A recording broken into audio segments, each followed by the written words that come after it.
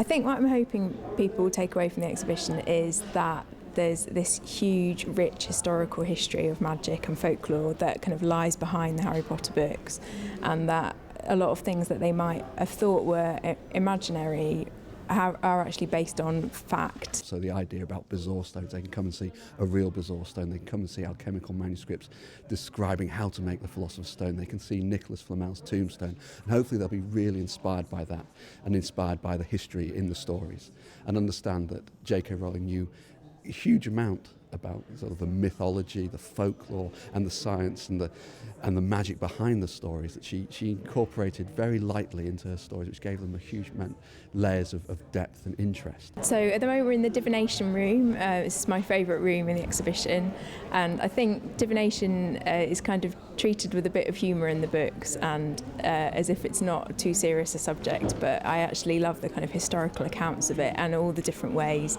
that people have tried to work out what's going to happen in the future. So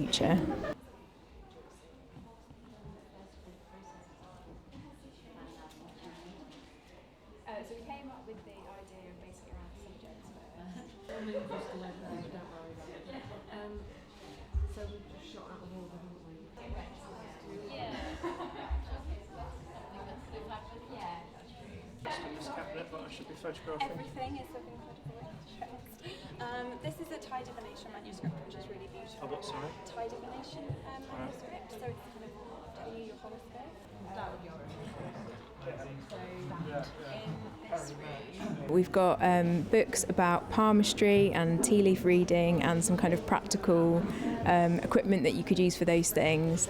It's really interesting. So in the Harry Potter books, when Harry sees a symbol of a black dog in his cup, and that's thought to be an omen of death, but we've actually got a book that indicates that if you see a dog in your cup, that's a sign of a faithful friend, so it's a bit more positive.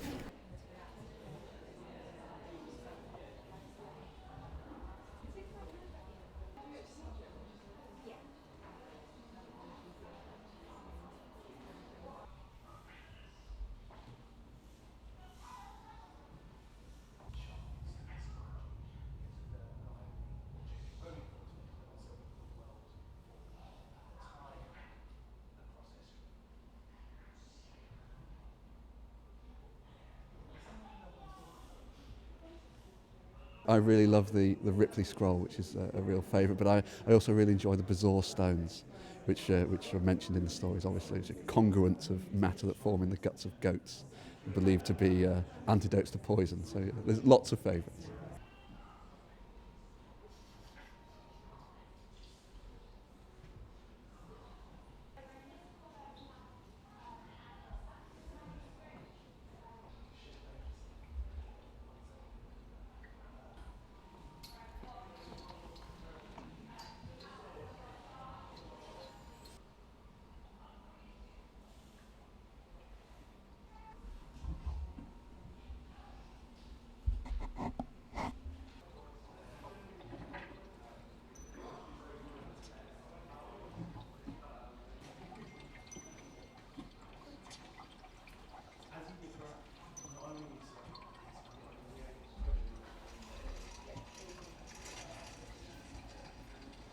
So it looks at the magic, the nature of belief, the ideas about science and what the relationship between science, belief and magic actually is. And for a lot of these guys, they're engaging in all sorts of things of a similar ilk in the early modern period.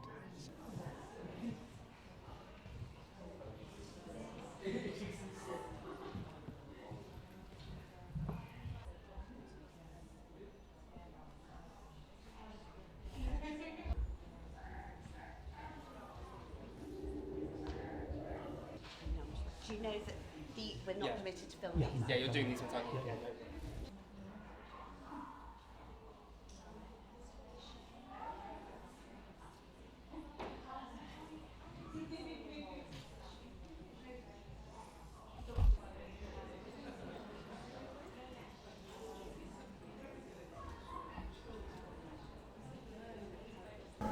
I think one of the things I learned about witches is that they get a really bad rep through history, and that it's quite hard to find positive accounts of them, which is what we really wanted to focus on in the exhibition. But once we did start looking for positive accounts, they were out there, they were just a bit rarer.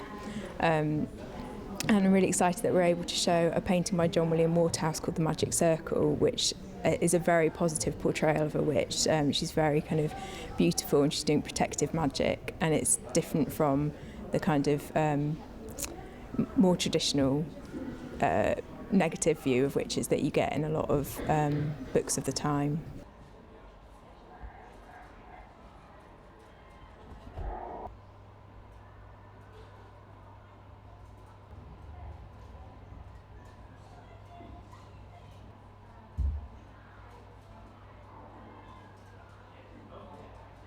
Well, I think the Harry Potter books have done a lot to change that. I think